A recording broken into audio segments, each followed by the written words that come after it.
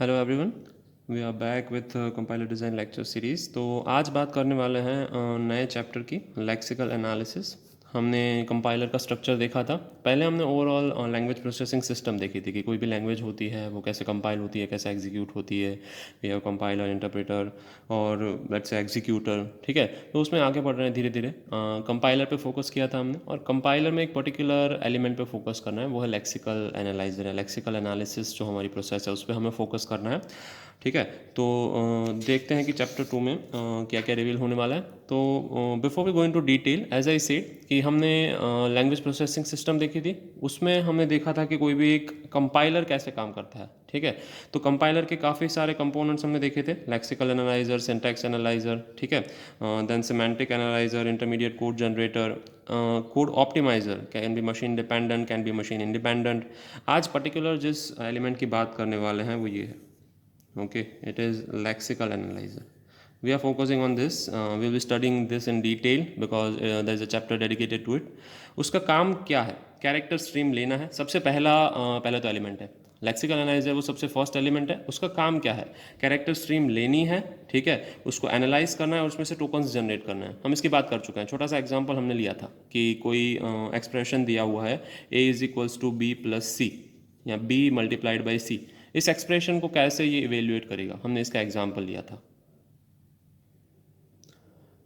तो हम बेसिकली कर क्या रहे थे, इसके टोकन्स जनरेट कर रहे थे कि a है वो एक आइडेंटिफायर है, b है is also an identifier, c is also identifier. तीन आइडेंटिफायर हैं, ठीक है, and then we have two operators, this is a punctuation mark. So इस तरीके से हम डिफरेंट डिफरेंट जो एक्सप्रेशन दिए गए हैं या हमें लैंग्वेज में जो भी सेंटेंसेस दिए गए हैं या कोड की लाइंस दी गई हैं उसको हम डिवाइड कर रहे थे डिफरेंट डिफरेंट टोकन्स में, क्योंकि हर एक कैरेक्टर के बारे में कंपाइलर को पता होना चाहिए और कंपाइलर उसको सेग्रीगेट कर पाना चाहिए कि ये मेरे काम का है कि नहीं है। ठीक है, तो हम सिर्फ इस चीज़ पे फोकस कर रहे हैं। As you can see there is a whole process और structure of a compiler. Compiler में कुछ प्रोसेसेस होती हैं, उसका कुछ स्ट्रक्चर होता है, उसमें से हम सिर्फ एक पे फोकस कर रहे हैं, लेक्सिकल एनालिसिस पे। ठीक है, देखते हैं लेक्सिकल एनालिसिस क्या होता है। सो लेक्सिकल एनालाइजर का काम क्या है, जैसे हमें पता है, कैरेक्टर स्ट्रीम लेना, उसको कुछ प्रोसेस से एनालाइज करना और टोकन स्ट्रीम जनरेट करना। नंबर ऑफ टोकन्स वो जनरेट करता है। फाइन, जब नंबर ऑफ टोकन्स जनरेट कर रहा होता है तब साथ में वो सिंबल टेबल के साथ क्या करता है, कम्युनिकेट करता रहता है। As you can see it communicates with symbol table.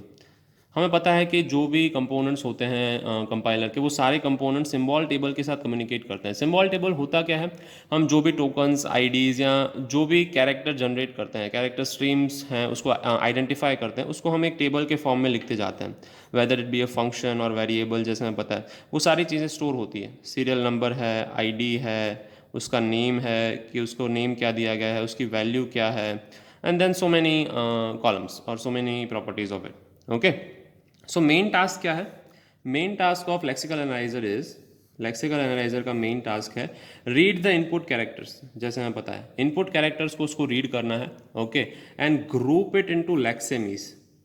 ठीक है, इनपुट कैरेक्टर्स लेट्स से है, अगर मैंने लिखा कि इंटरेस्ट इज इक्वल्स टू, क्या होता है, principal amount, P R, principal amount, number of years, N O Y, और rate of interest R O I upon 100। Okay, P R N upon 100। Fine, so हमें यहाँ पे पता है कि कैरेक्टर्स क्या है, I N T E R E S T, interest. But उसको ग्रुप करना और अज्यूम करना कि ये पूरा जो एक कैरेक्टर स्ट्रीम है वो एक आईडी है, that is a difficult task. Okay, that is the task of lexical analyser. Then assuming that equal to, यहाँ पे जो है उसका मतलब होता है असाइनिंग वेरिएबल ही है, वो डबल इक्वल टू नहीं है। Fine, if I put double equal to here, it will be checking कि ये करेक्ट है कि नहीं, दोनों की वैल्यू सेम है कि नहीं, दोनों को वैल्यू असाइंड होनी चाहिए और दोनों की वैल्यू सेम है कि नहीं वो चेक करेगा। ठीक है, सो इस तरीके से ग्रुप इट इनटू लेक्सेमीज। लेक्सेमीज क्या होता है, टोकन्स क्या होता है, हम समझेंगे सब। ठीक है, बट अभी हमें ये देखना है कि इसका टास्क क्या है। इसका टास्क है कैरेक्टर स्ट्रीम लेना, उसको एनालाइज करना और ग्रुप करना लेक्सेमीज में या टोकन्स में ग्रुप करना है। Produce a sequence of output tokens. Okay, output tokens generate करेगा, अज्यूम करेगा जो भी वो कैरेक्टर्स रीड कर रहा है वो लेक्सेमी है। लेक्सेमी और टोकन दोनों चीज़ें डिफरेंट हैं, कभी लेक्सेमी बोलते हैं हम, कभी टोकन बोलते हैं, एक ही चीज़ है, क्या है वो हम देखेंगे। Okay, in a short way.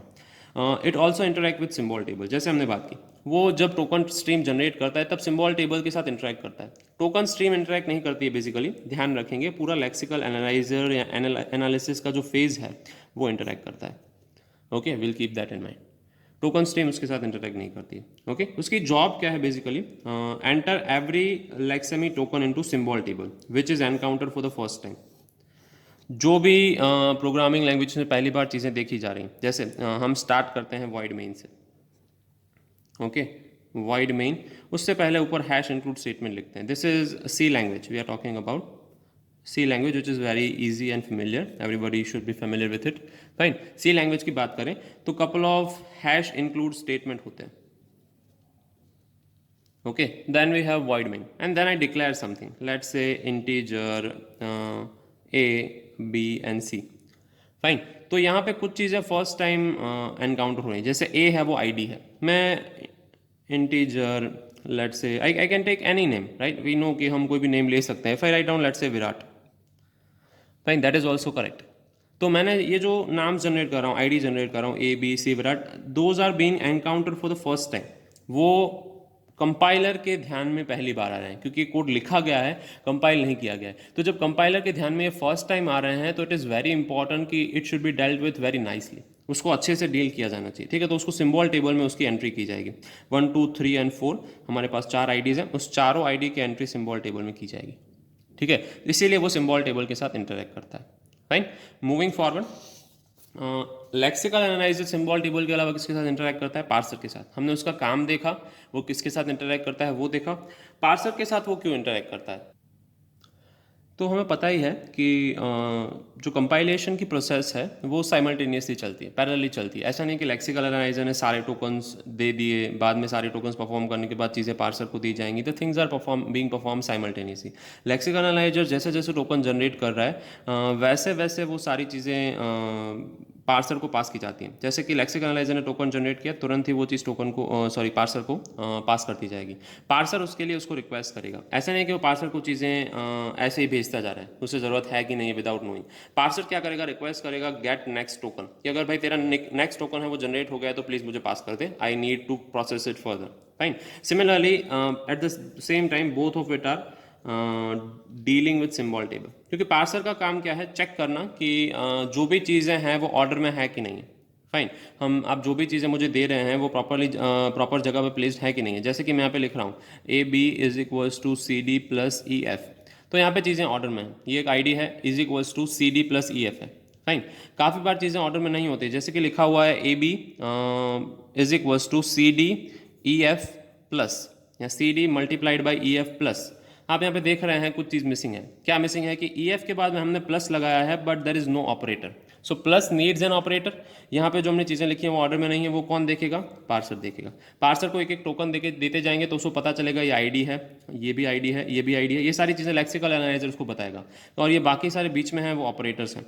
तो पार्सर को पता चलेगा भाई इज इक्वल्स टू ऑपरेटर तो ओके है, वो असाइनमेंट के लिए है। मल्टीप्लिकेशन ऑपरेटर के दोनों साइड ऑपरेंड्स हैं, पर प्लस ऑपरेटर के दोनों साइड ऑपरेंड नहीं है, so that is something wrong. This is how parser will know it. Fine, but उसको हेल्प कौन कर रहा है? Lexical analyser. तो लेक्सिकल एनालाइजर और पार्सर का इंटरेक्शन जरूरी है कि गेट, वो उसको बताएगा कि भाई give me the next token. Parser को जब भी जरूरत है, जब पार्सर रिक्वेस्ट करेगा तभी लेक्सिकल एनालाइजर उसको क्या देगा? एक टोकन देगा। ओके, सो सोर्स प्रोग्राम से स्टार्ट करेंगे, वो लेक्सिकल एनालाइजर को दिया जाएगा, उसका काम है टोकन जनरेट करना। वो 1 बाय 1 टोकन जनरेट कर ही रहा है, बट वो टोकन पास कब कर रहा है? जब उससे पार्सर मांग रहा है तब। whenever the parser request using get next token function, कोई भी फंक्शन बना सकते हैं, बाद में आगे वो सेंटिमेंट एनालिसिस के लिए भेजा जाएगा। ओके, वो एनालिसिस चेक करेगा कि इन सब का जो टाइप है वो सेम है कि नहीं। Okay, if they want to being multiplied और if they want to be added into each other. Okay, at the same time they are dealing with symbol table. इसको कुछ फर्स्ट टाइम एनकाउंटर होता है तो वो सिम्बॉल टेबल में उसकी entry करेगा। पार्सर को अगर कुछ वैल्यू मिलती है या पार्सर कुछ वैल्यू को चेंज करता है, कोई भी चीज़ बताता है कि ये पॉसिबल है या पॉसिबल नहीं है, एरर जनरेट करता है, तो वो भी किसको रिपोर्ट होगी? सिम्बॉल टेबल को रिपोर्ट होगी। Symbol table will write it down कि दिस आईडी है वो कौन सी लाइन में कब कब दिखा गया है। ठीक है, तो सिम्बॉल टेबल उसको रिकॉग्नाइज करेगा और उसकी एंट्री करेगा। पार्सर है उसकी एंट्री करेगा। Fine, so this is how interaction between lexical analyser और parser is done. It is important that both should interact with each other. Fine. So basically lexical analyser के task क्या क्या हैं? वो सिर्फ टोकन्स आइडेंटिफाई नहीं करता है, इसके अलावा वो क्या करता है? कमेंट्स और वाइट स्पेसेस को हटाता है। स्ट्रिपिंग आउट, स्ट्रिपिंग आउट का मतलब है हटाना, रिमूव करना। ओके, यहाँ पे लिख देता हूँ to remove. what it does is it removes comments and white spaces। वो comments और white spaces को हटाता है प्रोग्राम में से। जैसे कि मैं यहाँ पे अगेन एक्सप्रेशन लिख रहा हूँ, हर बार हम एक्सप्रेशन लिखेंगे कि इंटीजर a है वो मैंने डिक्लेयर किया, या फिर a b और c तीनों डिक्लेयर किया, फिर मैंने एक नीचे एक्सप्रेशन लिखा a is equals to b multiplied by c। आपको पता है a के बाद यहाँ पे स्पेस है, इज इक्वल्स टू के बाद स्पेस है, then we have space here और हियर और here. Space can be anywhere. तो इन स्पेसेस को हटाना पड़ेगा अगर हमें प्रॉपर लेक्सेमीज या टोकन्स चाहिए। ओके, जैसे मैंने बताया लेक्सेमीज या टोकन्स क्या होते हैं डिटेल में बात करेंगे, पर उससे पहले हम देख लेते हैं कि how we can what task we can do with lexical analyser. तो stripping out comments and white spaces. अगर आपने कोई कमेंट लिखी है कि ये पर्टिकुलर स्टेटमेंट आपने क्यों लिखा, तो आप मल्टी लाइन कमेंट लिख सकते हैं या फिर आप सिंगल लाइन कमेंट्स लिख सकते हैं। ठीक है, ये सी की बात हो रही है, सिंपल। डबल डैश है, डबल स्लैश है, वो किसके लिए यूज़ होता है? सिंगल लाइन कमेंट के लिए। और स्लैश स्टार स्टार स्लैश किसके लिए यूज़ होता है? मल्टी लाइन कमेंट के लिए। तो सी लैंग्वेज में हम इस तरीके से कमेंट्स और वाइट स्पेसेस रिमूव कर सकते हैं। ओके, वो किसका काम है? लेक्सिकल एनालाइजर का। तो आपसे पूछा जाए टास्क ऑफ लेक्सिकल एनालाइजर क्या है, तो आप छोटे छोटे एग्जाम्पल के साथ ये चीज़ें डिस्कस कर सकते हैं। Correlating error messages generated by the compiler with the source program.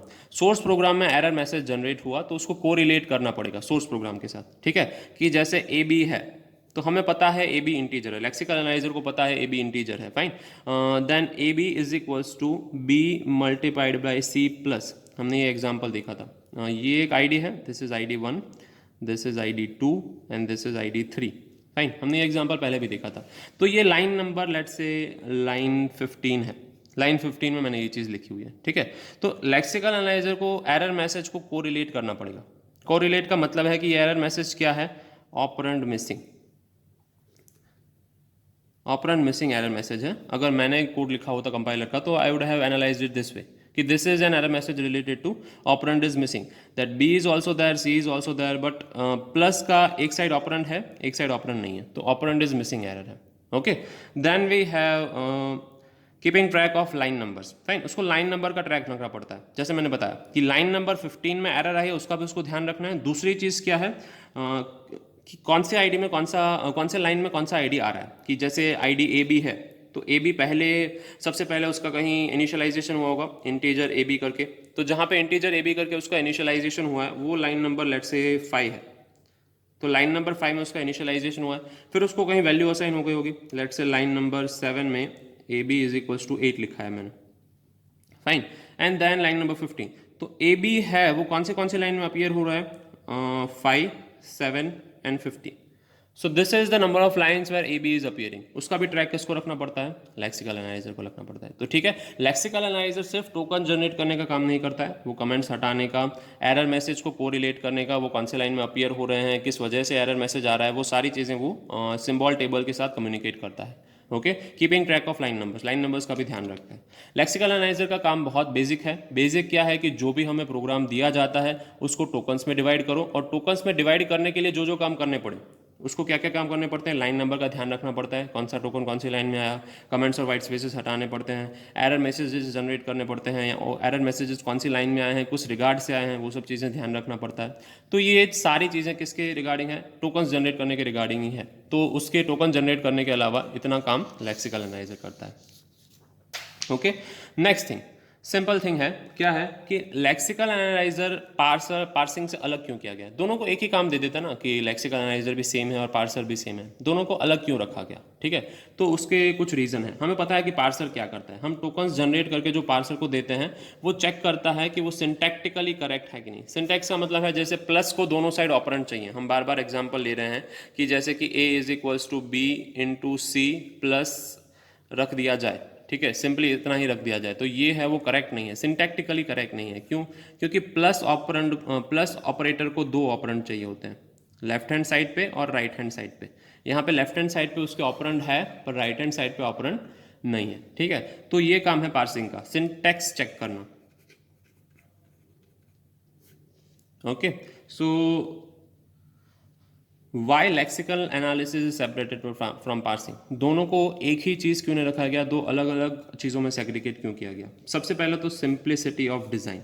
कोई भी चीज़ अगर हम कर रहे हैं, कोई भी प्रोग्राम कर रहे हैं, तो हम कौन सा अप्रोच यूज़ करते हैं? मॉड्यूलर अप्रोच यूज़ करते हैं। मॉड्यूलर अप्रोच का मतलब हमें पता है,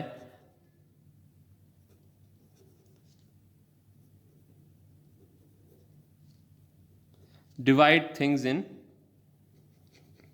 मॉडल्स और फंक्शंस। चीज़ों को डिवाइड करते हैं मॉडल्स या फंक्शन में। एक चीज़ का अगर हमें पूरा काम करना है, लेट से उसमें काफ़ी सारे टास्क हैं, 5 टास्क हैं, तो हम चीज़ों को 5 टास्क में डिवाइड करेंगे। वो 5 टास्क सेपरेटली परफॉर्म करेंगे, okay, and then we will bridge it up, इन सबको मिला के एक पूरा टास्क कंप्लीट करेंगे। इसको कहते हैं मॉड्यूलर अप्रोच। तो सिंप्लिसिटी ऑफ डिज़ाइन करना चाहिए कि अगर इसका काम सिर्फ टोकन जनरेट करना है तो ये टोकन ही जनरेट करेगा, बाद में उस टोकन्स का सिंटैक्स एनालिसिस किया जाएगा, उससे पहले उसका सिंटैक्स एनालिसिस नहीं किया जाएगा, ओके। उससे क्या होता है, ओवरऑल डिज़ाइन क्लीन रहती है, जैसे कि आप देख रहे हैं, clean overall design, okay. Parser को काफ़ी सारी चीज़ों से डील नहीं करना पड़ेगा, सिर्फ वो क्या करेगा, रिमूवल ऑफ वाइट स्पेसिस करना पड़ेगा उसको, या फिर कमेंट करना पड़ेगा, अननेसेसरी कैरेक्टर से करना पड़ेगा, उसको सिंटैक्स चेक करने की ज़रूरत नहीं है और वो टोकन जनरेट करके जाने देगा, उसको आगे की चीज़ करने की कोई भी ज़रूरत नहीं है। तो सबसे पहले simplicity of design. Why lexical analysis is separated from parsing? Why? Because it needs the simplicity of design, उसको ओवरऑल क्लीन चीज़ चाहिए, ओके। कंपाइलर एफिशिएंसी इंप्रूव होती है। कंपाइलर एफिशिएंसी कैसे इंप्रूव होती है? क्योंकि उसको स्पेशलाइज काम करना है, तो वो क्या करेगा, चीज़ों को स्कैन करेगा और टोकन जनरेट करेगा। उसके लिए वो काफ़ी सारी इंप्रूवमेंट ला सकता है, जैसे स्पेशलाइज बफरिंग टेक्निक्स। बफर क्या होता है? चीज़ों को थोड़े टाइम के लिए स्टोर रखना। बफर हम बफर रूम कहते हैं या वेटिंग रूम कहते हैं, उस तरीके की चीज़ है कि इसका काम है क्या। यहाँ पे सोर्स प्रोग्राम है, सोर्स प्रोग्राम को मैं एसपी नाम दे रहा हूँ। यहाँ पे लेक्सिकल एनालाइजर LA है। तो लेक्सिकल एनालाइजर क्या करेगा, सोर्स प्रोग्राम की जो एक एक लाइन है वो रीड करेगा 1 बाय 1 और उसमें से क्या जनरेट करेगा, टोकन्स। तो वो जनरेट करते टाइम उसको यहाँ पे कुछ चीज़ें थोड़े टाइम के लिए स्टोर रखनी पड़ेगी, तो उसको बफर एरिया बोलते हैं। तो अच्छी अच्छी बफरिंग टेक्निक्स हम यूज़ कर सकते हैं, क्योंकि इसका काम सिर्फ लेक्सिकल एनालिसिस है, पार्सिंग नहीं है। जब एक बंदे को आप बहुत सारा काम दे दोगे तो वो क्या करेगा, उसको जैसे तैसे ख़त्म कर देगा। पर उसको अगर डेडिकेटेड टास्क देंगे कि भाई तुम्हें यही काम करना है, तो वो क्या करेगा, उसको अच्छे से इम्प्रूव करने की ट्राई करेगा, ओके। उसकी वजह से एफिशिएंसी इंप्रूव होती है, क्योंकि वो अच्छी अच्छी बफरिंग टेक्निक्स यूज़ करता है, अच्छे तरीके से, जैसे वाइट स्पेस रिमूव करना है या बाकी सारे काम है उसको वो अच्छे एल्गोरिदम्स यूज़ करके करता है। क्यों? Because it has only one focus task, that it has to remove things, white spaces and comments, और उसको जनरेट करना है, सिर्फ क्या जनरेट करना है, टोकन जनरेट करना है, okay. So focus only lexical analysis dedicatedly. So efficiency improve होती है, आपकी डिज़ाइन अच्छी होती है, सिंपल और ओवरऑल डिज़ाइन अच्छी होती है, फाइन। मॉड्यूलर अप्रोच आप यूज़ करते हैं। Compiler portability is enhanced, fine. कई बार मुझे अगर लेट्स से बात करनी है कि सिंटैक्स चेक करने की चीज़ें अलग अलग लैंग्वेज में अलग अलग होती हैं, कि मैं जैसे हमने बात की थी क्रॉस कंपाइलर की, मैंने सी लैंग्वेज में प्रोग्राम लिखा हुआ है, मुझे उस प्रोग्राम को कन्वर्ट करना है जावा लैंग्वेज में, फाइन। तो सबसे पहले अगर मैंने जो सी कंपाइलर लिखा है उसमें लेक्सिकल एनालिसिस और पार्सिंग अलग अलग है, लेक्सिकल एनालिसिस और पार्सिंग अलग अलग है, तो फ़ायदा क्या होगा कि जावा की सिंटैक्स, सिंटैक्स यानी पार्सिंग, और सी की सिंटैक्स, ये दोनों अलग अलग हैं, दे बोथ डोंट मैच। इन दोनों के सिंटैक्स मैच नहीं होती है, पर टोकन सेम हो सकते हैं। आप समझ रहे हैं? अगर मैंने लिख रहा हूँ यहाँ पे कि इंटीजर ABCD, 3 ID मैंने जनरेट किए, तो इसमें 3 टोकन जनरेट हो रहे हैं, ID ABNCD, फाइन। और उसकी टाइप क्या है, इंटीजर। तो इंटीजर टाइप जावा में भी है, सी में भी है। सिंटैक्स में नॉट बी सेम, दोनों की सिंटैक्स सेम नहीं हो सकती है कहीं, क्योंकि इसमें क्लास होता है, इसमें क्लासेस नहीं होते हैं। ये ऑब्जेक्ट ओरिएंटेड प्रोग्रामिंग है, ये ऑब्जेक्ट ओरिएंटेड प्रोग्रामिंग नहीं है, C++ है वो है, फाइन। सो हमें अगर कंपाइलर को पोर्टेबल बनाना है, मुझे सी का प्रोग्राम अगर कहीं कंपाइल करना है, लेट्स से यूनिक्स में कंपाइल करना है, सिस्टम पोर्टेबिलिटी की बात कर रहे हैं या क्रॉस कंपाइलर बनाने की बात कर रहे हैं, अगर आपको इनपुट डिवाइस स्पेसिफिक पेक्युलरिटीज से डील नहीं करना है, उसको रिस्ट्रिक्ट नहीं करना है, ठीक है, तो क्या होगा, आपको लेक्सिकल एनालाइजर और पार्सर अलग बनाना पड़ेगा। फ़ायदा जैसे मैंने बताया कि आप यहाँ पे 3 टोकन जनरेट कर रहे हैं, A, B और CD, ठीक है। उसका सिंटैक्स दोनों में अलग अलग हो सकता है, पाइथन में और जावा में, फाइन। लेट्स से आपको पाइथन में कन्वर्ट करना है, तो पाइथन में आपको इंटीजर लिखने की ज़रूरत भी नहीं है, कंपाइलर वो खुद ही समझ जाएगा कि it has to be integer if you assign integer to it, अगर आप उसको इंटीजर असाइन करते हैं तो इंटीजर ही होगा, फाइन। बट उसको भी टोकन्स जनरेट करने पड़ते हैं। सो टोकन जनरेट करने के बाद हम उसको पार्सिंग या सिंटैक्स कोई भी असाइन करें, कोई मतलब नहीं पड़ता। अगर आप मतलब आपको लेक्सिकल एनालाइजर से दो चीज़ें जनरेट करनी है तो कर सकते हैं। लेक्सिकल एनालाइजर यहाँ से एक सी का सिंटैक्स, फिर एक जावा का सिंटैक्स जनरेट करना है मुझे, और eight last let's say I want to generate Python syntax, तो ये भी मैं जनरेट कर सकता हूँ। तो एक ही लेक्सिकल एनालाइजर के टोकन से मैं 3 टाइप के सिंटैक्स जनरेट कर सकता हूँ, चेक कर सकता हूँ तीनों तरीके से कि ये जो सिंटैक्स दी गई थी वो तीनों में सेम है कि नहीं, या तीनों के लिए काम कर सकती है कि नहीं। जैसे ये सेंटेंस है वो दोनों के लिए काम करेगा, सी और जावा के लिए, पर पाइथन के लिए नहीं करेगा, राइट। तो इस तरीके से हम चीज़ों को अलग कर सकते हैं। कब? जब लेक्सिकल एनालाइजर और पार्सर अलग अलग हो तब। तो उनको दोनों को डेडिकेटेड सेपरेट एंटिटी डिक्लेयर करना is very important, okay. So this is why these are three things: simplicity of design, compiler efficiency और compiler portability enhancing। इन तीनों की वजह से लेक्सिकल एनालाइजर और पार्सर को डिफ्रेंशिएट किया जाता है, राइट। सो आज इतना रखते हैं। नेक्स्ट लेक्चर में देखेंगे कि टोकन्स कैसे जनरेट होते हैं। पहले तो टोकन्स, लेक्सेमीज और पैटर्न के बीच में डिफरेंट क्या होता है, ये सारी चीज़ें देखेंगे नेक्स्ट लेक्चर में, okay. So will keep it to this only. Good day.